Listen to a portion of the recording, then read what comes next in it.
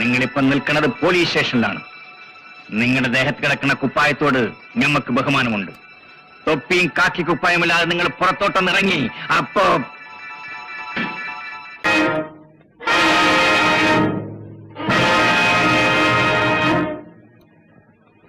ഇതാണോ സുൽത്താന്റെ സാമ്രാജ്യം? ഇപ്പോഴെനിക്ക് ഡ്യൂട്ടി സമയമല്ല. തലയിൽ ഇൻസ്പെക്ടർ തൊപ്പിയില്ല, ദേഹത്ത് കാക്കി കുപ്പായവുമില്ല. സ്ഥലം പോലീസ് സ്റ്റേഷനുമല്ല. എന്ന് പറയുന്നു.